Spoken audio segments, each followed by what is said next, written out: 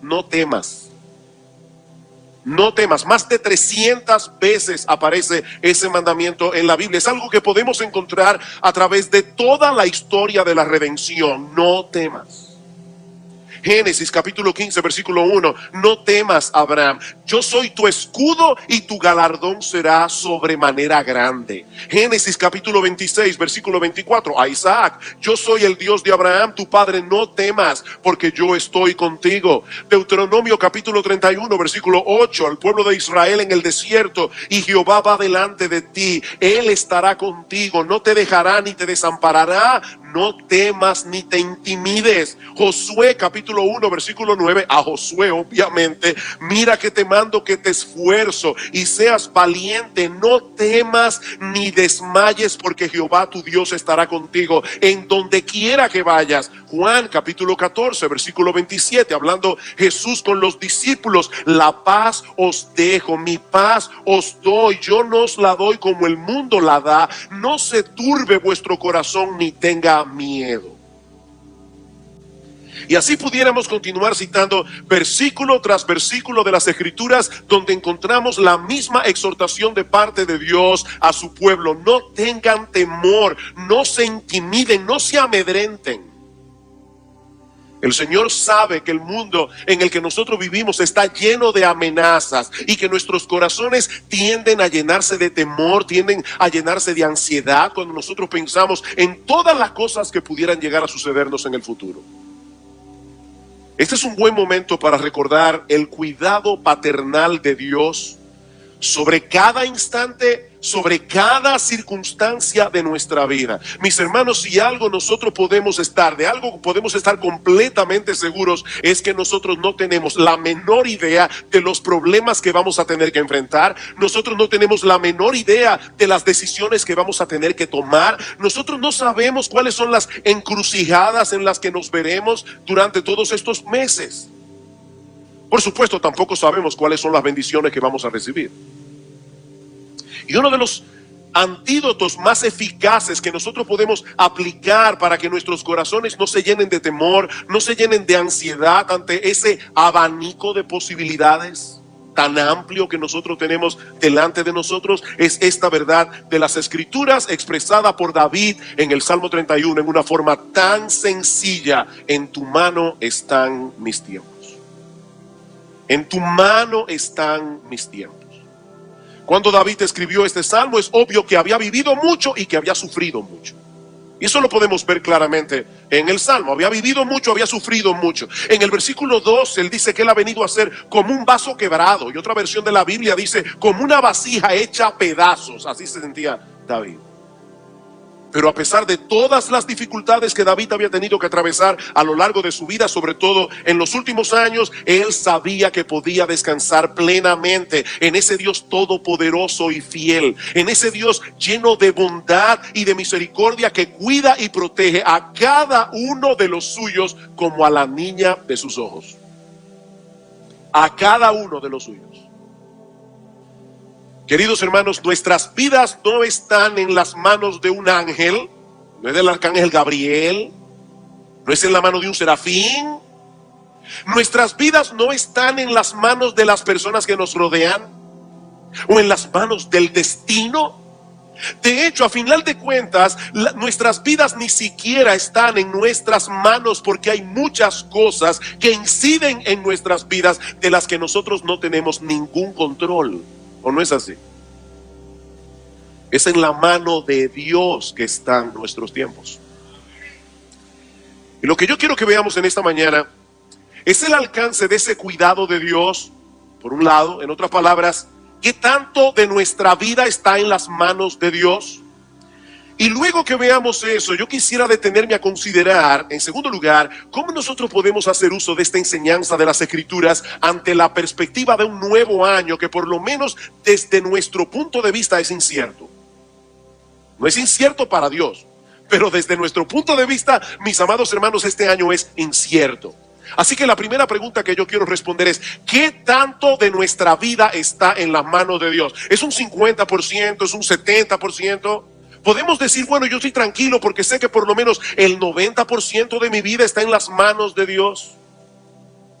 ¿Hasta dónde llega, mis amados hermanos, el cuidado paternal de Dios? Bueno, David dice, en tu mano están mis tiempos. Y esta palabra tiempo aquí engloba todos los eventos, todas las circunstancias de nuestra vida. Es por eso que la Nueva Versión Internacional traduce este versículo: mi vida entera está en tus manos.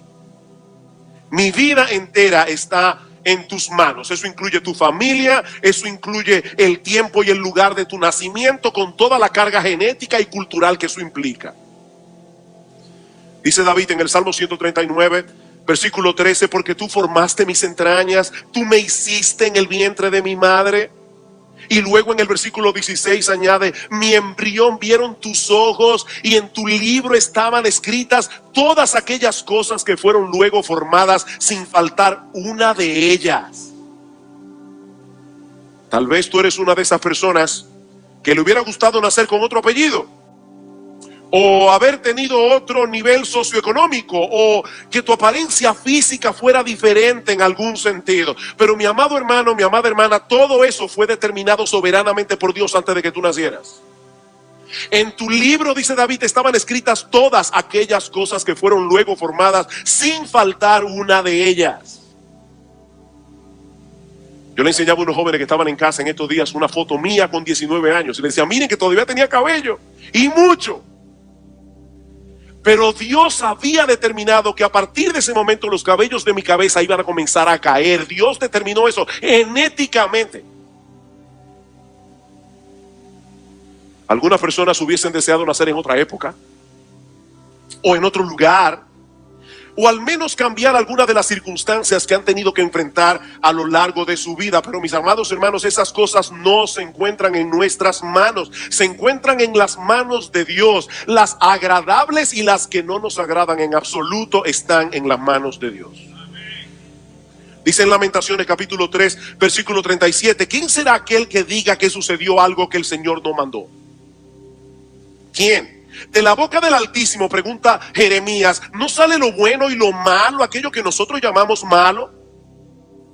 Sí, yo sé que a todos nos molesta no tener el control en las manos, ¿verdad que sí?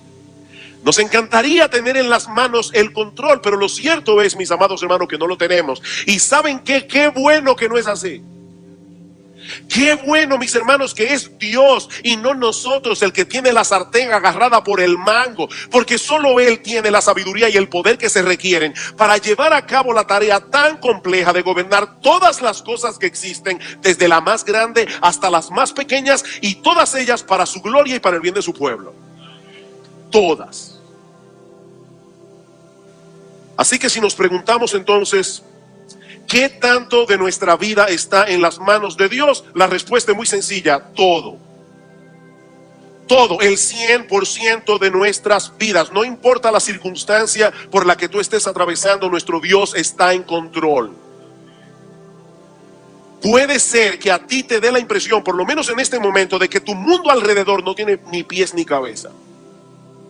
A ti te da la impresión, pero es una impresión equivocada. Nuestro Dios está en control. Mis amados hermanos, Él sabe lo que Él está haciendo, aunque nosotros no podamos entenderlo.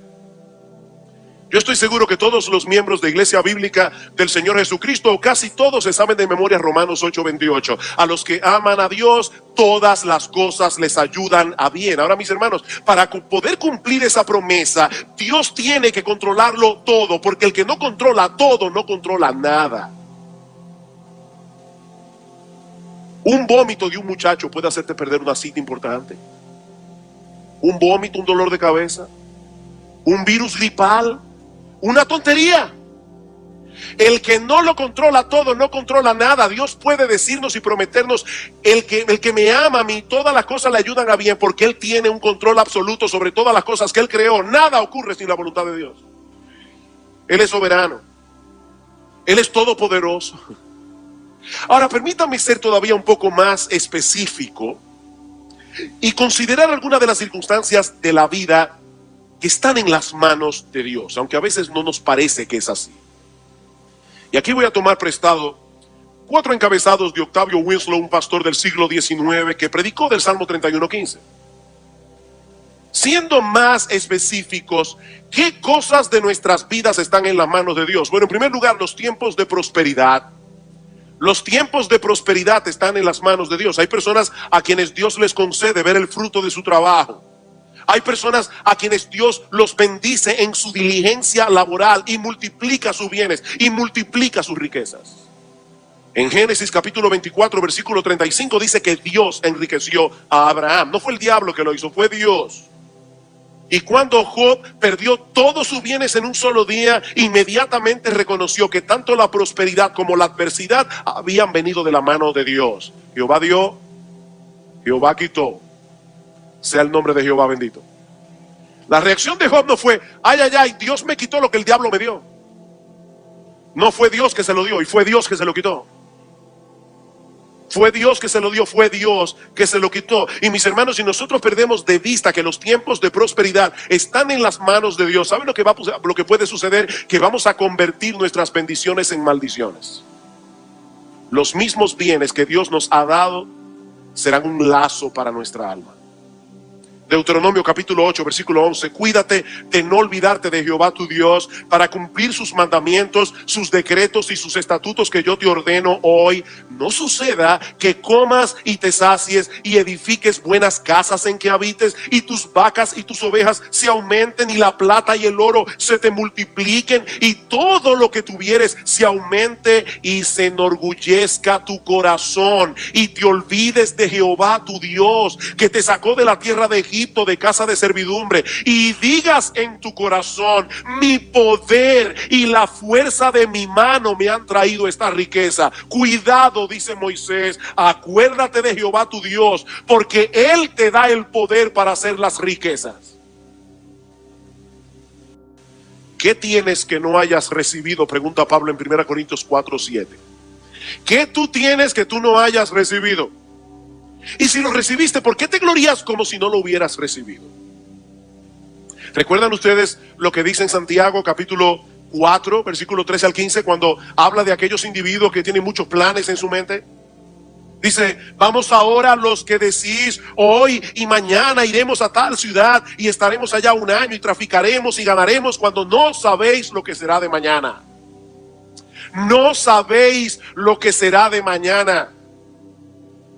Cuando nosotros estábamos pequeños, mi padre nos repetía mucho esta historia. Un individuo que compra una gallina, dice va a tener tantos huevos, los huevos van a producir tantas otras gallinas, y ya en la mente del individuo en 15 minutos tenía una granja. Pero a la gallina le dio un moquillo y se quedó sin nada. Ay de los que hacen planes como si el mundo estuviera en control de sus manos. ¿Qué dice Santiago? Porque ¿qué es vuestra vida? Ciertamente es neblina que se aparece por un poco de tiempo y luego se desvanece. En lugar de lo cual deberíais decir, si el Señor quiere, viviremos y haremos esto o aquello. Si el Señor quiere. Y esto no es una cábala, porque hay personas que tienen temor de decir que van a hacer algo y no ponerle la coletilla de, si el Señor quiere. No, no es una cábala, hermano, es una actitud. Es una actitud de corazón. Es si el Señor quiere que tú vas a hacer eso. Si el Señor quiere. Así que los tiempos de prosperidad están en las manos de Dios, pero también los tiempos de adversidad. Los tiempos de adversidad.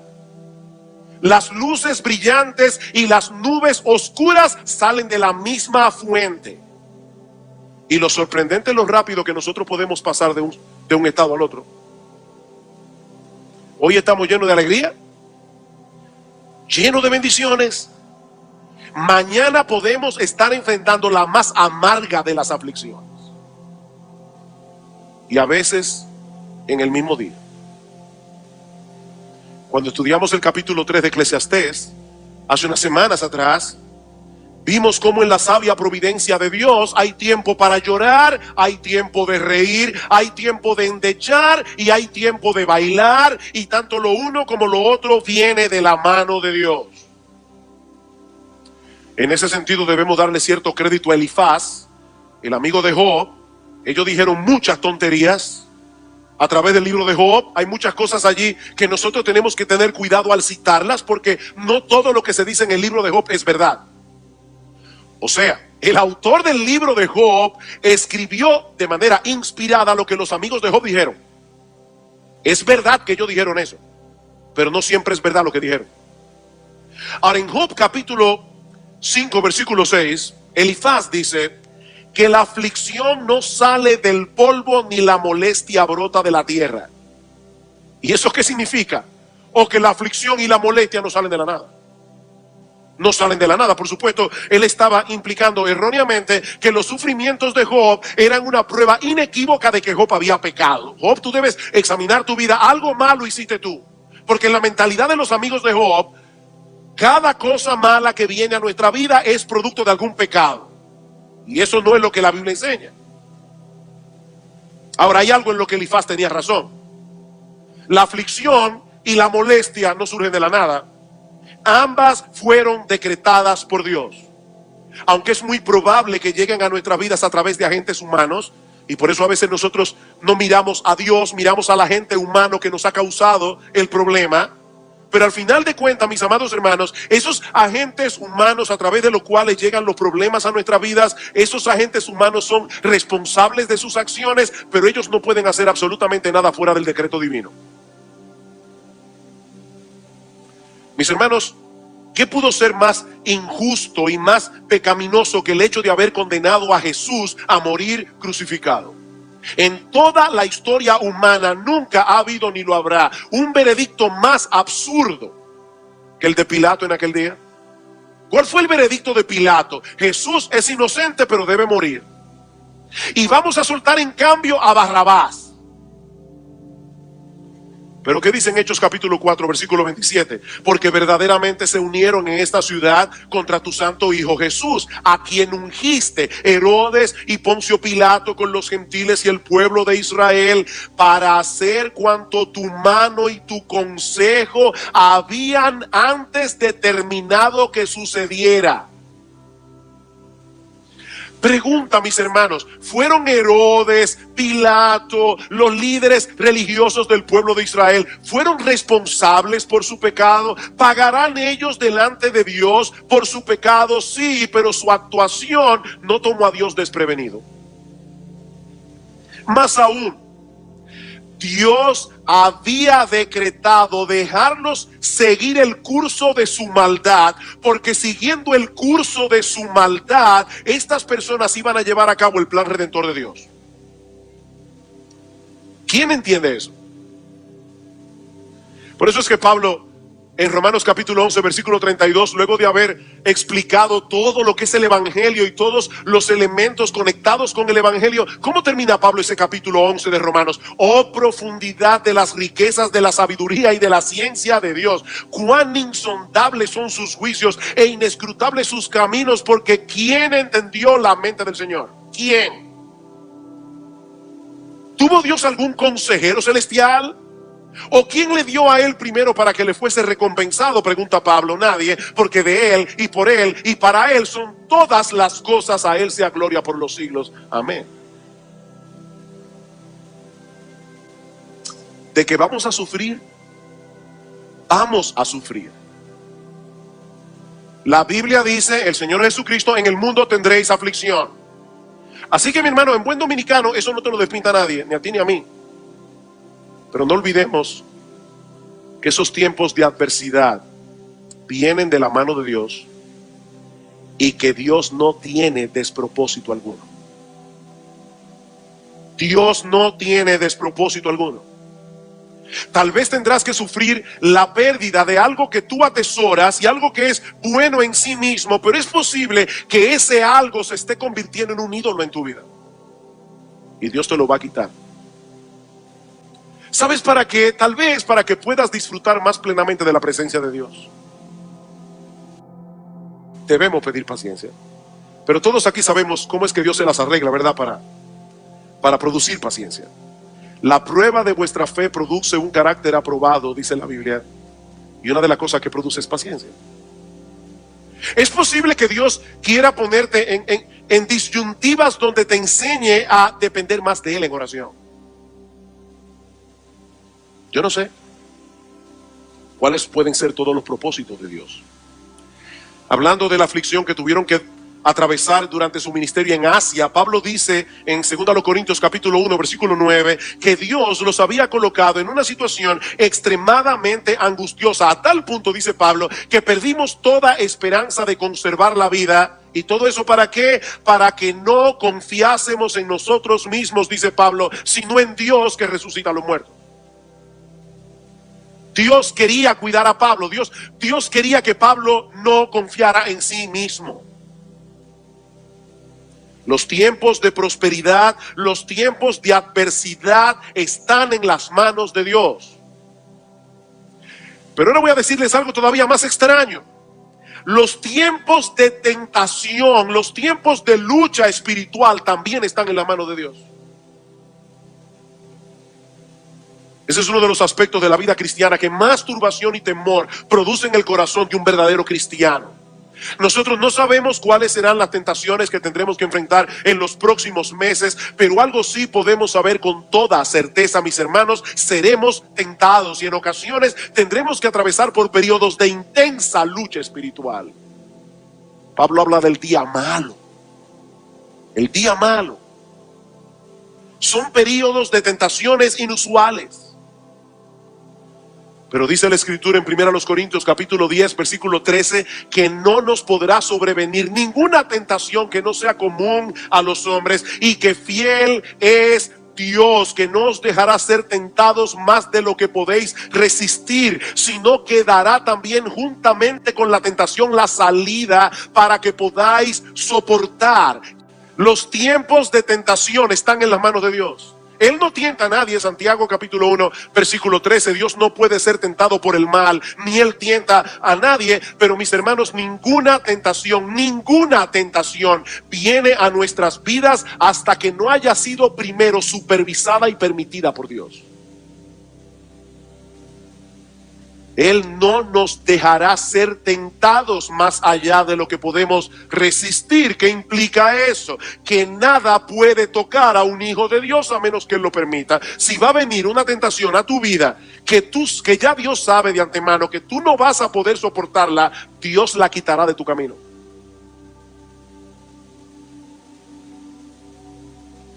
Y lo increíble es que de una forma extraña, Qué sabio es nuestro Dios. En una forma extraña, Él usa esas mismas tentaciones para hacernos perseverar en la fe.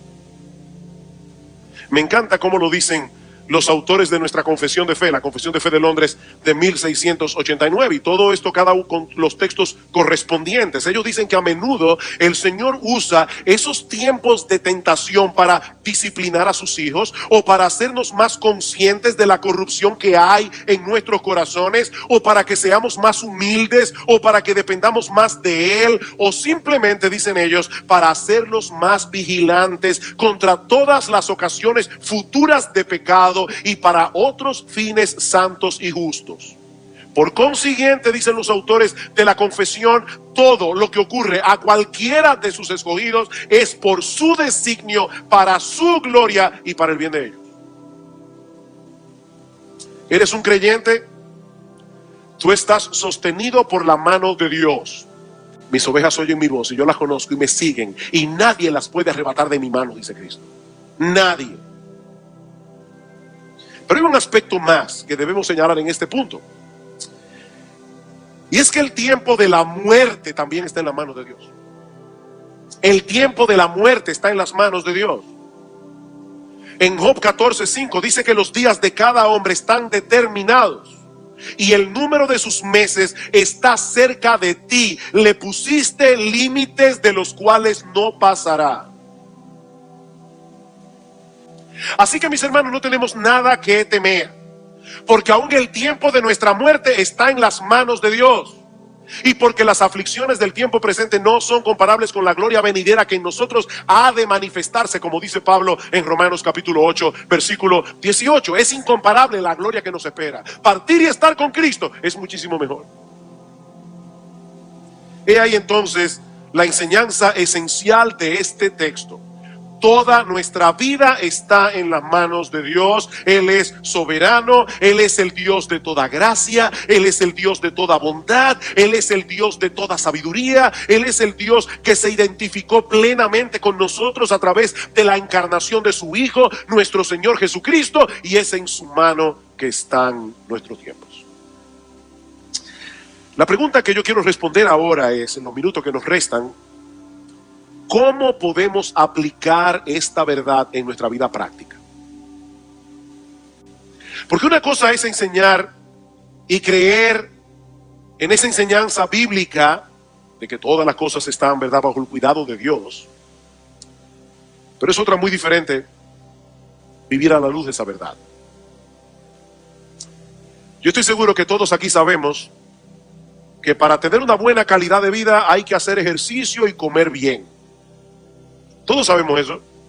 Pero yo no le voy a preguntar aquí cuántos de ustedes hacen ejercicio.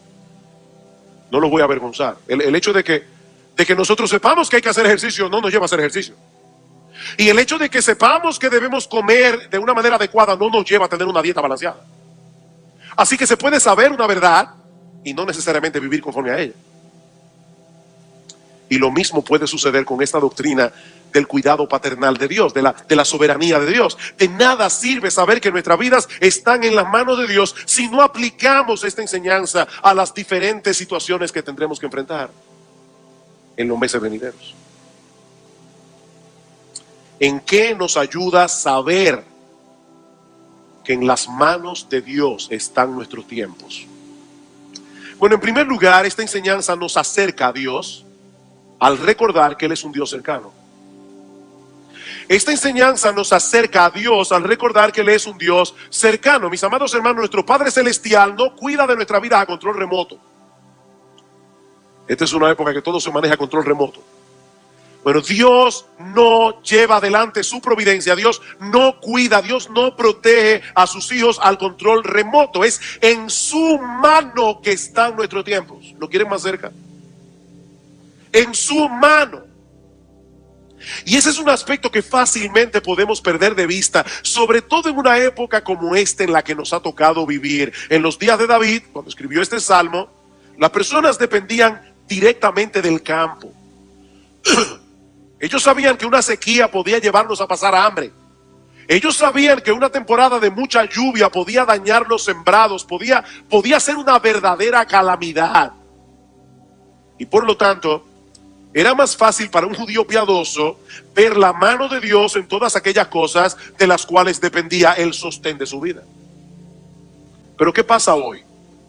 Nosotros vamos al supermercado, compramos una serie de productos que han llegado hasta allí a través de una cadena de intermediarios y fácilmente podemos perder de vista que si Dios decidiera cerrar su mano, si Dios decidiera por un instante dejar de proveernos, mis amados hermanos, no tendríamos nada que comer.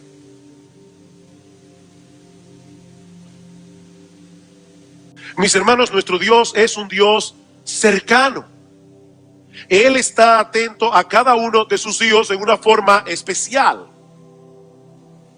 Si tú fueras el único creyente, no hubiera otro creyente en la tierra, Dios no estaría más atento a ti que lo atento que Él está ahora, cuidando a millones.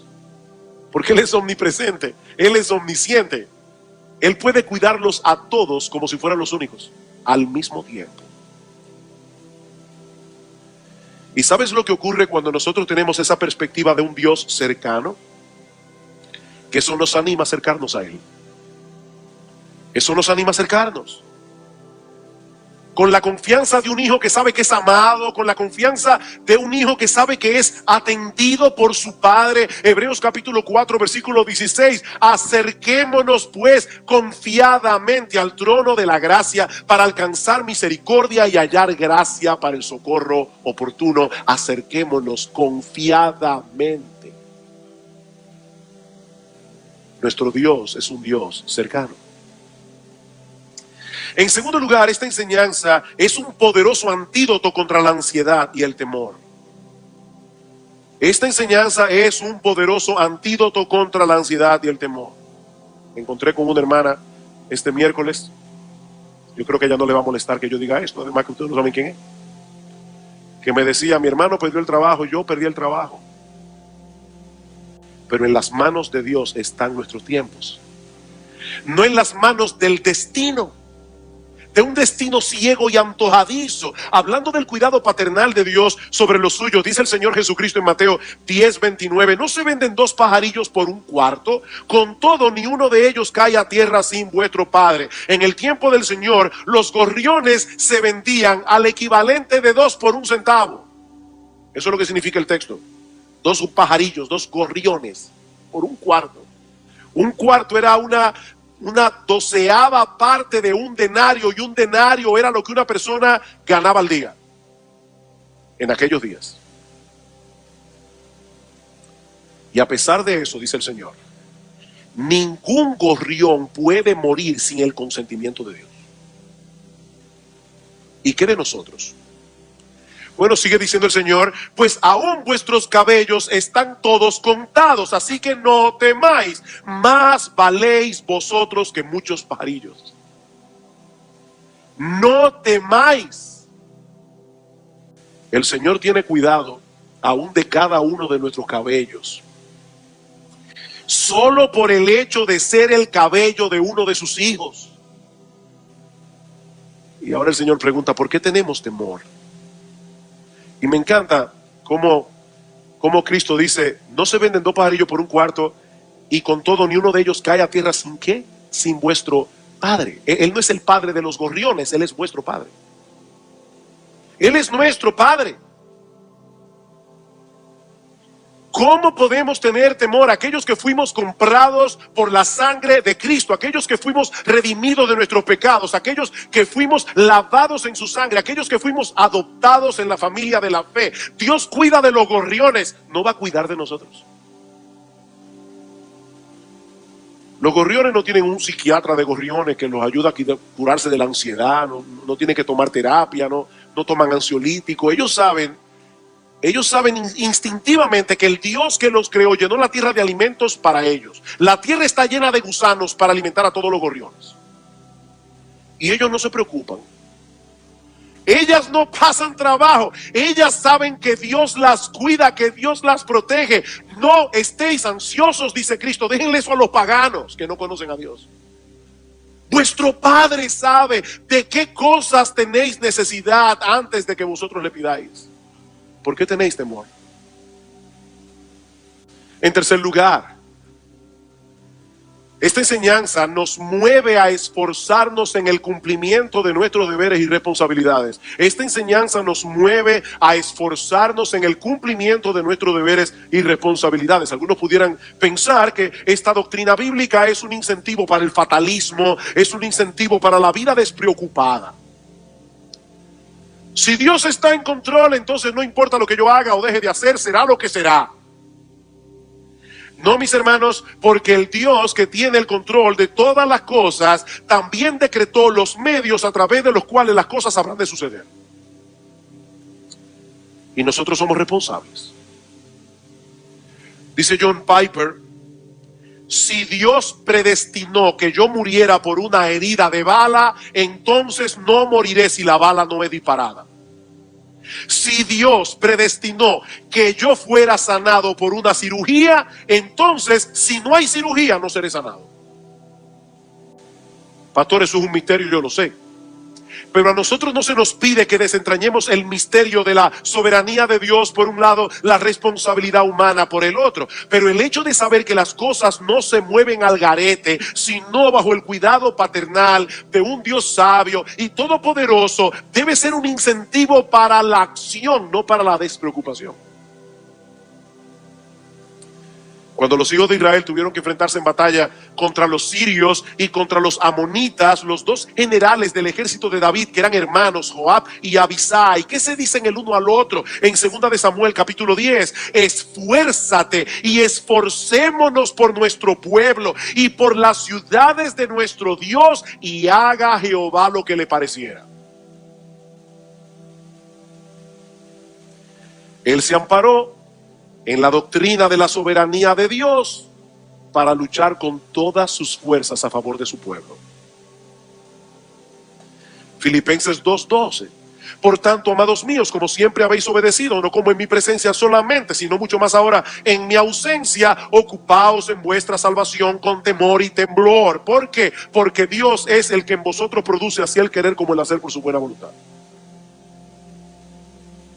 El pueblo que conoce a su Dios se esforzará y actuará, dice en Daniel capítulo 11, versículo 32. Pero al mismo tiempo esta enseñanza, en cuarto lugar, nos mueve a depender enteramente del Señor en la medida en que nos envolvemos en el cumplimiento de nuestros deberes y responsabilidades. Esta enseñanza nos mueve a depender enteramente del Señor en la medida en que nos envolvemos en el cumplimiento de nuestros deberes y responsabilidades. Yo supongo que muchos aquí ya trajeron a sus mentes el Salmo 127:1. Si Jehová no edificare la casa, en vano trabajan los edificadores. Si Jehová no guardare la ciudad, en vano vela la guardia. La enseñanza de este texto es muy simple. Si no es Dios el que edifica la casa, al final de cuentas, el trabajo que hagas edificando será en vano. Y lo mismo ocurrirá si no es Dios el que vela la ciudad. Así que la edificación de la casa y el cuidado de la ciudad, en última instancia, dependen de Dios, pero tú debes guardar y tú debes edificar. Esa es tu responsabilidad. Poniéndolo de otro modo, es Dios el que edifica, es Dios el que vela, pero nosotros no somos meros espectadores en el proceso. No somos meros espectadores, tenemos un trabajo que hacer. De lo contrario, la casa no será edificada ni estará segura. Como dice Jerry Bridges, somos totalmente responsables y somos totalmente dependientes. Totalmente responsables y totalmente dependientes. Tú no tienes trabajo, tu trabajo es buscar trabajo. Y vas a confiar en que Dios te va a proveer, vas a confiar en la soberanía de Dios, vas a confiar en la buena mano de Dios. Pero mi amado hermano, mi amada hermana, tu trabajo es buscar trabajo. ¿Cómo se debe traducir eso en nuestras vidas? En una mayor conciencia de la necesidad que tenemos de orar. No confíen en sus pastores, mis amados hermanos, no confíen en sus pastores. Nosotros no tenemos nada de poder ni para edificar las almas ni para salvar a los inconversos. No podemos. Tenemos que orar sin cesar. Esta mañana, de manera providencial, me cayó en las manos este pensamiento de John Piper. Uno de los mayores usos de Twitter y de Facebook será demostrar en el último día que la falta de oración no fue por falta de tiempo. No es falta de conciencia de la necesidad que tenemos de Dios. Finalmente, esta enseñanza es un llamado a los pecadores a que se reconcilien con ese Dios en cuya mano está su vida. Esta enseñanza es un llamado de Dios a los pecadores a que se reconcilien con ese Dios en cuya mano está su vida. Mi amigo, todo lo que nosotros hemos visto hoy es de gran consuelo, pero solo para los creyentes. No nos confundamos. Solo para los creyentes. Solo para aquellos que reconocen su pecado. Solo para aquellos que saben que son merecedores del infierno y de la ira de Dios. Solo para aquellos que saben que son impotentes para salvarse a sí mismos. Solo para aquellos que han venido a Cristo en arrepentimiento y fe. Y ¿sabes qué, mi amigo? Tu vida está en las manos de Dios. Tu vida también está en las manos de Dios. En el sentido de que tú no escapas a su control soberano. Pero mi amigo, déjame decirte algo con toda la intencionalidad y toda la carga de mi corazón, con lo que yo puedo decir esto. Lo peor que puede pasarle a una persona es caer en las manos de ese Dios sin haber arreglado tus cuentas con Él. Eso es lo peor que puede pasarle a una persona. Dice en Hebreos capítulo 10, versículo 31, horrenda cosa es caer en las manos del Dios vivo. Horrenda cosa. Fíjense cómo en el Salmo 31:15 se habla de la mano de Dios para hablar del cuidado paternal de Dios. Aquí se está hablando de la mano de Dios para hablar de la ira y el juicio de Dios. Él es infinitamente santo, Él es infinitamente justo. Él no tratará con ligereza nuestros pecados. Mi amigo, por eso fue que Cristo tuvo que venir al mundo, para sufrir en la cruz el castigo que merecían todos aquellos a quienes Él vino a salvar. Estar con Jesús es como estar en una fiesta y no como invitado. Nosotros no somos simplemente invitados a la fiesta, nosotros somos la novia. Así que no era apropiado ayunar. Las bodas eran todo un evento en Israel. No eran como hoy, usted hace una ceremonia, ¿verdad?, de media hora, luego viene una recepción y la gente, cada uno se va para su casa. No, las bodas en Israel eran todo un evento. Los amigos de la familia se reunían con los novios, que en vez de irse de luna de miel, se quedaban en casa por una semana completa, en una especie de open house. Fiesta y celebración en la que los novios eran tratados como reyes. De hecho, en algunas bodas se coronaba al novio y se coronaba a la novia. Eran tratados como reyes por una semana de celebración completa. Era una ocasión de mucho gozo y de mucha alegría. Así que no era apropiado que una persona decidiera ayunar en medio de una fiesta de bodas. Imagínense eso. Todo el mundo comiendo y bebiendo, pasando los platos, y ahí está ese individuo recluido por allí ayunando, con una cara larga, no compartiendo con nadie. De hecho, es interesante notar que los rabinos prohibían ayunar en tiempo de bodas.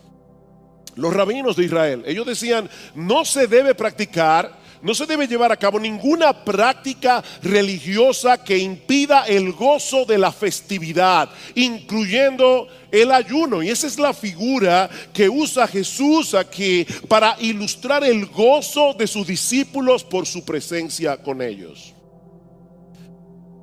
Mira, mi amigo, yo no sé cuál es el concepto que tú tienes en mente de lo que significa tener una relación personal con Jesús. Pero la Biblia lo presenta como estar en una fiesta de bodas.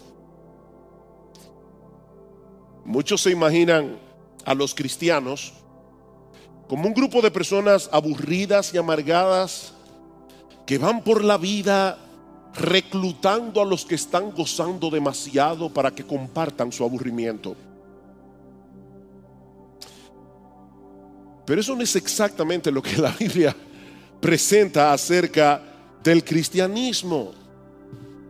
El Señor dice en Juan capítulo 10, versículo 10: yo he venido para que tengan vida y para que la tengan en abundancia. Estaba leyendo algo que cuenta Erma Bombeck. Erma Bombeck es una humorista norteamericana, murió hace unos años, y ella estaba un día en una iglesia de visita y había una niña en la iglesia que le estaba sonriendo. Ella no estaba haciendo bulla, ella no estaba distrayendo a nadie, simplemente le estaba sonriendo. Y cuando la mamá se dio cuenta, me imagino que en un tono bien severo, le dijo: deja de sonreír, que estamos en la iglesia. Y entonces le dio un manotazo por la cabeza y le dijo: ahora está mejor. Comentando acerca de este incidente, Erma Bombeck dice que algunas personas vienen a la iglesia como si acabaran de leer el testamento de una tía rica que ha decidido dejarle todo a herencia al hámster que tienen de mascota. Ellos acaban de enterarse que no le dejaron nada de herencia, así es que vienen a la iglesia. Pero mis hermanos, eso no es precisamente lo que Dios espera de nosotros cuando nos reunimos a adorarle en el nombre de nuestro Señor Jesucristo. Salmo 100: cantad alegres a Dios, habitantes de toda la tierra, venid ante su presencia con regocijo. Sí, nosotros debemos adorar a Dios con reverencia, pero eso no significa que debemos comportarnos en la iglesia como si estuviéramos en un funeral. Jesús está en medio nuestro, porque Él lo prometió, y su presencia debe ser motivo de gozo, debe ser motivo de algarabía no de tristeza. Estar con Jesús es estar en una fiesta. ¿Quiere esto decir que los cristianos no deben ayunar? Por supuesto que no. Noten lo que dice el versículo 20. Pero vendrán días cuando el esposo les será quitado, y entonces ayunarán. ¿Ven? Vendrán días cuando el esposo les será quitado y entonces ayunarán. Cuando la fiesta de bodas termina, ¿verdad? Todos los invitados se van a la casa, cada uno, ¿verdad? Contento de haber estado en esa festividad. Pero la figura que Jesús está usando aquí es bien extraña, porque la figura es la de una fiesta de bodas donde de repente el novio es quitado. Y la palabra que se usa allí es arrebatado violentamente. Esta es la primera alusión que hace Jesús en el Evangelio de Marcos a su propia muerte. Jesús sabía desde el principio que el propósito de su venida era morir en una cruz por los suyos como nuestro sustituto. Más adelante Él lo va a decir más claramente. Esta es una alusión velada, pero más claramente en Marcos capítulo 8 versículo 31 dice el Señor: comenzó a enseñarles que le era necesario al Hijo del Hombre padecer mucho y ser desechado por los ancianos, por los principales sacerdotes y por los escribas, y ser muerto y resucitar al tercer día. Cristo sabía desde el principio: yo vine a morir. Y más adelante en Marcos capítulo 10 versículo 45 vemos el propósito de su muerte, porque el Hijo del Hombre no vino para ser servido, Él vino para servir y para dar su vida en rescate por muchos. Y ese por allí es en lugar de. Cristo vino a pagar el rescate nuestro para que nosotros podamos ser comprados por Dios, rescatados del mercado de esclavos para ser de Él. Mis hermanos, Cristo tuvo que morir para que nosotros pudiéramos vivir.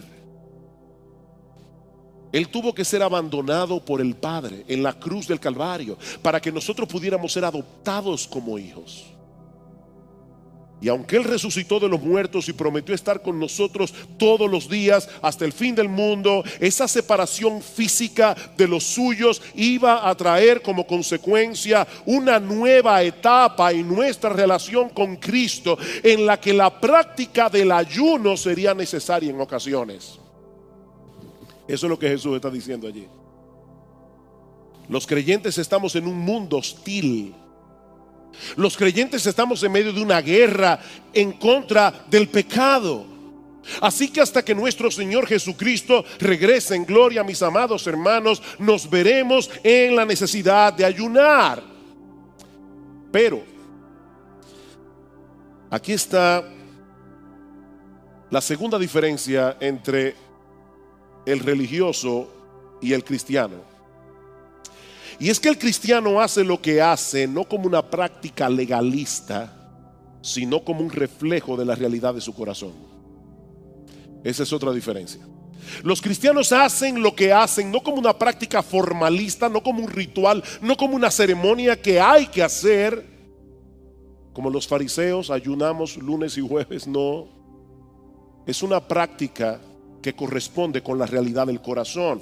Por eso en el texto de Mateo que yo les cité, Mateo capítulo 6 versículo 16 en adelante, escuchen otra vez lo que dice el Señor Jesucristo a sus discípulos: cuando ayunéis, no seáis austeros como los hipócritas, porque ellos demudan su rostro para mostrar a los hombres que ayunan. De cierto os digo que ya tienen su recompensa. Pero tú, cuando ayunes, fíjense que el Señor da por sentado que los suyos iban a tener que ayunar. Pero tú, cuando ayunes, unge tu cabeza y lava tu rostro, pon tu mejor cara, para no mostrar a los hombres que ayunas, sino a tu Padre que ve en lo secreto, y tu Padre que ve en lo secreto te recompensará en público. ¿Qué es lo que el Señor está diciendo aquí? Que el ayuno para el cristiano o cualquier otra práctica religiosa no es un deber establecido para darle pena a Dios, ni mucho menos para hacer un despliegue de espiritualidad. No, mis hermanos, el cristiano se abstiene en ocasiones de alimentos. En ocasiones el cristiano ve la necesidad de poner a un lado el cuidado de su cuerpo que tanto tiempo nos toma, ¿verdad? Para dedicarnos en una forma intensa y particular a buscar el rostro de Dios en oración. Como bien señala un comentarista, Jesús no se opone al ayuno en sí mismo, sino al hecho de ayunar conforme a una regla, como una imposición moral, legalista y ascética que no tiene nada que ver con la realidad del corazón. Mis hermanos, esa es la gran diferencia entre la religiosidad y el evangelio, que uno trata con lo externo, pero el otro trata con el corazón. Lo importante para el religioso es llevar a cabo al pie de la letra los deberes impuestos por su religión. Pero déjame decirte algo, mi amigo, el problema del hombre no radica primariamente en lo que hace o en lo que deja de hacer, sino en la realidad de un corazón dañado delante de Dios. Ese es el problema. Un corazón dañado por el pecado. Y eso no se resuelve sometiéndonos a reglas que hacen la vida miserable. Los fariseos y toda una larga de descendencia religiosa a lo largo de la historia de los fariseos parecen haber llegado a la conclusión de que la forma de ganar el favor de Dios y de llegar a ser más espirituales es hacer lo que no queremos y dejar de hacer lo que sí queremos. Ese es el asunto. Dejar de hacer lo que queremos y hacer lo que no queremos. Como si el hecho en sí mismo de vivir de esa manera sea la forma de conseguir la visa de entrar al cielo o de estar bien con Dios. Pero ¿sabes qué, mi amigo? No importa lo que hagas o lo que dejes de hacer, si tu corazón no es transformado por el poder de Dios. No importa lo que hagas o lo que dejes de hacer. Compartía con mi clase de historia de la iglesia esta semana de un individuo de esos que profesan ser protestantes, pero solamente por costumbre, y vivía en un barrio donde todos eran católicos, y cada cuaresma tenían el mismo problema. El Viernes Santo el individuo sacaba su parrilla y hacía churrasco a la barbecue, y como ustedes se pueden imaginar, el olor, ¿verdad?, en todo el barrio. Así que los vecinos decidieron hacer algo al respecto y predicarle al protestante para que se convierta católico. Así que van y le dicen: mira, nosotros queremos presentarte lo distintivo de nuestra religión, y le hablan y finalmente dice: ¿qué yo tengo que hacer para hacerme católico? No, simplemente bautizarte. Pero eso es muy sencillo. Dice: sí, ven. Lo llevan a la iglesia, el sacerdote le dice, le echa agua en la cabeza, le dice: tú naciste católico, naciste protestante, viviste como protestante, pero a partir de ahora eres católico. Los católicos pensaron que se habían librado del problema, pero llega la próxima cuaresma y otra vez el olor a churrasco. Así que van a ver qué pasó con el vecino y se encuentran con él frente a la carne ¿verdad?, en el barbecue, con un chorrito de agua, diciéndole: tú naciste vaca, te criaste como vaca, pero a partir de ahora eres pescado. Miren, eso parece un chiste, pero es la manera como muchas personas ven el asunto de la religión. Ok, ¿qué es lo que yo tengo que hacer para hacerme evangélico? ¿Cuáles son las reglas de este club? No, es que este no es un club. Este no es un club, este es un lugar de gente que estaba muerta en sus delitos y pecados, pero ahora está viva. Es muy diferente. Esto no es simplemente venir aquí y pasar por las aguas del bautismo. Esto es una transformación del corazón. Esa es la enseñanza de Jesús en Marcos capítulo 7. Vayan conmigo allí por un momento. Dice que los fariseos se juntaron, otra controversia más, se juntaron para ir donde Jesús y preguntarle: ¿por qué tus discípulos no se lavan las manos antes de comer? O alguno de ustedes dirá: oye, pero es una regla buena que se laven las manos antes de comer. Pero en este caso no era por un asunto higiénico, era por un asunto religioso. Ellos hacían eso para agradar a Dios. Así que Jesús les responde a estos escribas y fariseos hipócritas: Versículo 6: bien profetizó de vosotros Isaías, como está escrito: este pueblo de labios me honra, mas su corazón está lejos de mí. ¿Ven dónde está el problema? El problema está en el corazón.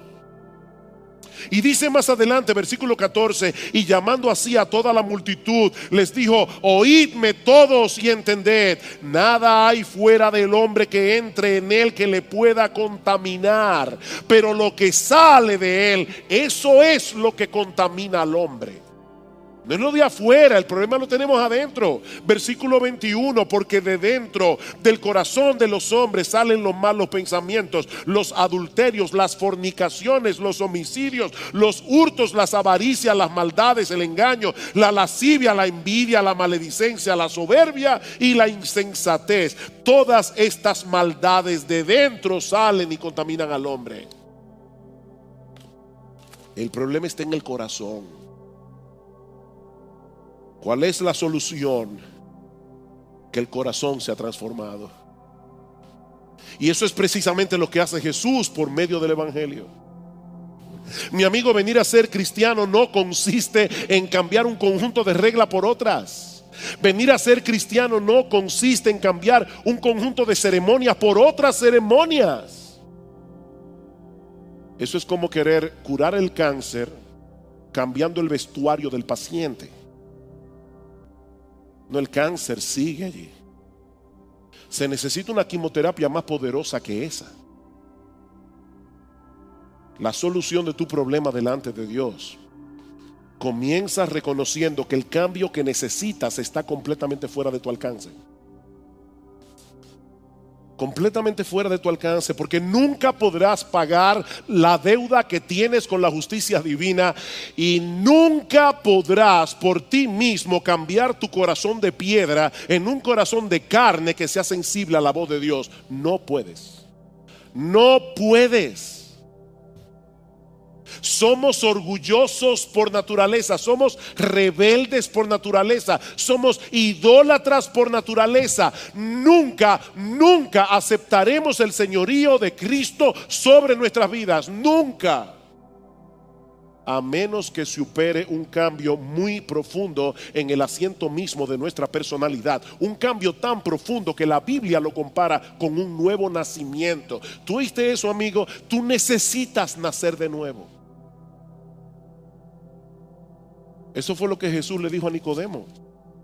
Nicodemo era fariseo, Nicodemo era un hombre decente, Nicodemo era un hombre muy religioso, Nicodemo era un maestro de su religión, dice en Juan capítulo 3 versículo 2. Y para colmo de males, dice la escritura que Nicodemo creía que Jesús había venido de Dios como maestro. Y Nicodemo va de noche a casa de Jesús para hablar con él y le dice: yo quiero que tú y yo tengamos una plática religiosa. Yo sé que tú has venido de Dios como maestro, porque nadie puede hacer estas señales que tú haces si no está Dios con él. Y Jesús le dice: Nicodemo, déjame decirte algo de entrada. El que no nace de nuevo no puede ver el reino de Dios. A este hombre religioso, decente, moralista, el que no nace de nuevo no puede ver, no puede entrar en el reino de Dios. Mi amigo, para tú poder ir al cielo hay que parirte otra vez, porque naciste dañado por el pecado.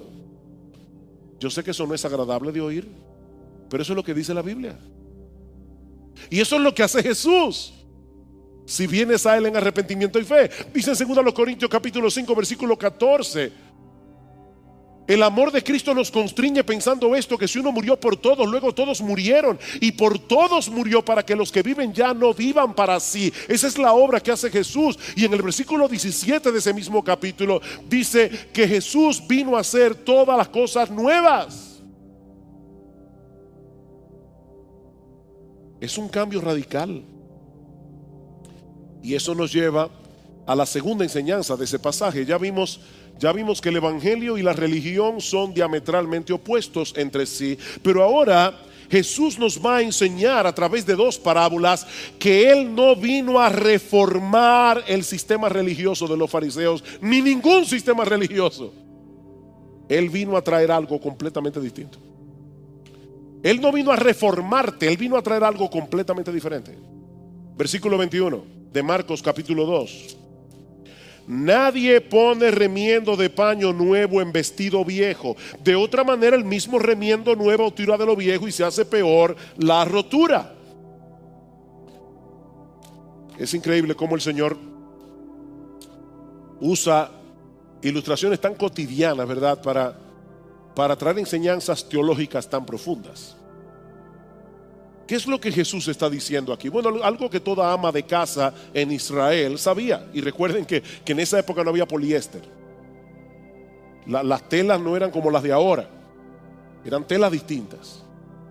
¿Y qué es lo que Jesús está diciendo aquí? Que si tú pones un remiendo de paño nuevo en un vestido viejo, cuando laves por primera vez el vestido, ese paño nuevo va a encoger.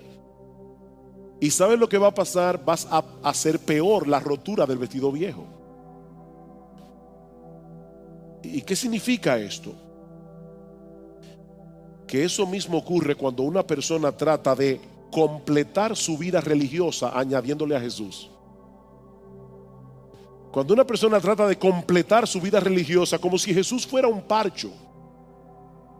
Voy a seguir en mi antigua religión, pero ahora estoy mejor que antes porque ahora también tengo a Jesús.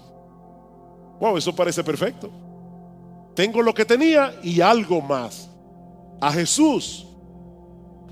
No, mi amigo, eso no funciona. Porque Jesús no vino a mejorar lo viejo, Él vino a reemplazarlo por algo completamente nuevo. Él no vino a mejorar lo viejo, sino a reemplazarlo por algo muchísimo mejor. Y saben que eso incluye los aspectos ceremoniales de la ley de Moisés que Dios mandó. Hay un grupo de personas que se llaman judíos mesiánicos. Y ellos dicen ser cristianos, aceptan a Jesús como Mesías, pero ellos guardan algunas de las ceremonias que nosotros encontramos en el Antiguo Testamento. Eso es exactamente en violación a lo que Jesús está enseñando aquí. Eso es ponerle al Antiguo Testamento el parcho de Jesús, a las ceremonias del Antiguo Testamento. No, mis hermanos, todos esos ritos y ceremonias no son más que sombras, dice Pablo en Colosenses capítulo 2 versículo 16, sombras que apuntan hacia el cuerpo de Jesús. El cuerpo está ahí, ya no necesitamos la sombra. Si continuamos practicando todas estas cosas, estamos pasando por alto el hecho de que Jesús ya vino. Eso no tiene sentido. Jesús no vino a remendar lo viejo. Jesús vino a introducir lo nuevo. De paso, esto también rebate la idea que tienen algunos de que debemos hacer una religión universal. ¿Han oído eso? Y tomar de todas lo mejor. La fe Bahá'í hace eso. Vamos a tomar de todas lo mejor y vamos a incluir a Jesús. No. Otra vez tenemos que insistir en que Jesús no puede ser un parche en ningún sistema religioso. Es Jesús y solo Jesús, sin nada aparte de Jesús. Solo en Jesús. Solo en Jesús. Él dijo claramente: yo soy el camino, yo soy la verdad, yo soy la vida. Nadie viene al Padre sino por mí. Nadie. Y en Hechos capítulo 4 versículo 12 dice el apóstol Pedro: porque en ningún otro hay salvación. En ningún otro, ni en Buda, ni en Mahoma, ni en Confucio, ni en Lao Tse, ni en nadie. En ningún otro hay salvación, porque no hay otro nombre bajo el cielo dado a los hombres en el cual podamos ser salvos. Solo en el nombre de Jesús. Jesús no es un parcho.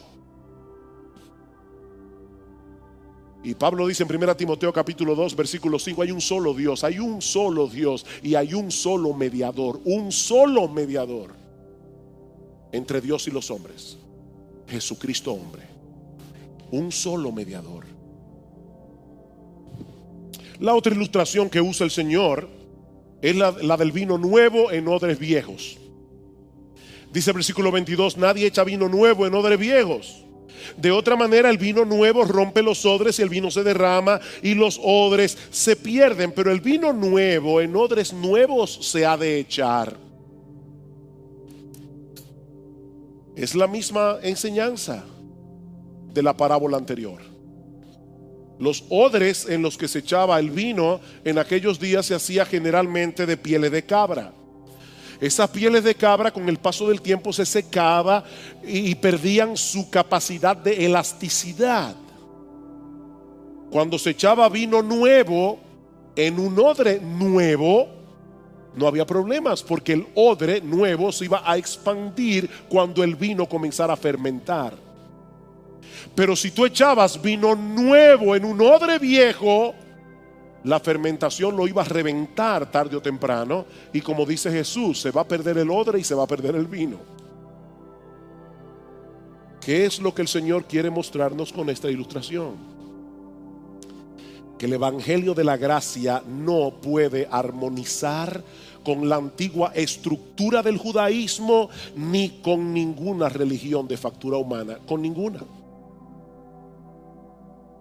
El vino nuevo de la gracia solo puede ser echado en un nuevo corazón transformado por el poder del evangelio. No se puede echar vino nuevo en un odre viejo. No podemos pretender hacer una simbiosis entre lo bueno y lo nuevo y lo viejo, entre la religiosidad y el evangelio, porque esa simbiosis no funciona. Tienes que abandonar por completo cualquier cosa en la que tú hayas puesto tu esperanza y descansar únicamente en Cristo y en su obra redentora en la cruz del Calvario, solo en Él. Ven, hermanos, cuán importante es este pasaje de las Escrituras. El asunto aquí no es el ayuno. El corazón de este texto es la enorme diferencia que hay entre el evangelio y la religión humana. Steve Lawson señala que hay al menos 4 cosas que nosotros aprendemos en este pasaje acerca de la vida cristiana. Y lo traigo a modo de conclusión. 4 cosas que nosotros aprendemos en este pasaje acerca de la vida cristiana. La primera es que el cristiano es un individuo que ha recibido una vida nueva. ¿Qué es un cristiano? Alguien que ha recibido una vida nueva. Es interesante notar que la palabra nuevo que aparece en el versículo 21 y en el versículo 22 no se usaban para señalar algo nuevo en relación con el tiempo, sino más bien algo nuevo en cuanto a su calidad. En otras palabras, el cristiano es alguien que ha recibido una nueva vida que pertenece a una clase completamente diferente a la vida que antes tenía. Es una vida nueva, es una vida de otro tipo. No es un individuo que de repente dice: ahora voy a ir a la iglesia todos los domingos, voy a comenzar a leer la Biblia, voy a orar antes de la comida, voy hasta a ofrendar. Mira qué cosa más grande. No es eso, no es eso. El cristiano es alguien que ha recibido una vida nueva. Mis hermanos, antes de ser cristianos, nosotros éramos ese vestido viejo al que no se le podía poner el parche de Jesús. Nosotros éramos ese odre viejo al que no se le podía echar el vino nuevo de la gracia redentora de Cristo, porque nos hubiera reventado.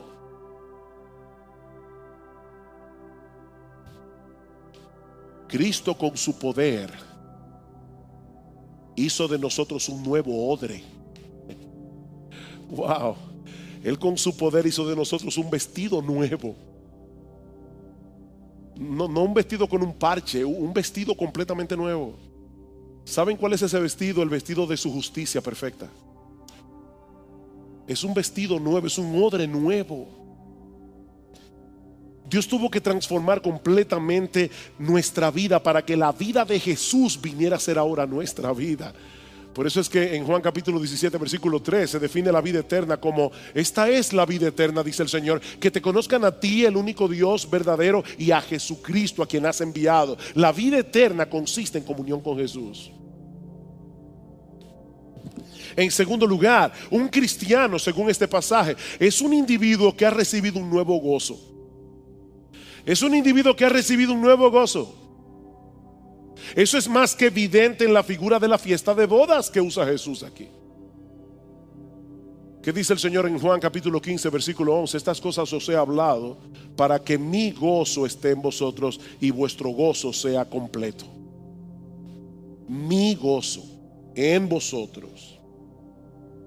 Nosotros tenemos un nuevo gozo, el gozo de saber que todos nuestros pecados fueron perdonados. El gozo de saber que nosotros podemos morirnos ahora mismo y abriremos los ojos en la presencia de Dios. El gozo de saber que el Dios que creó los cielos y la tierra es nuestro Padre.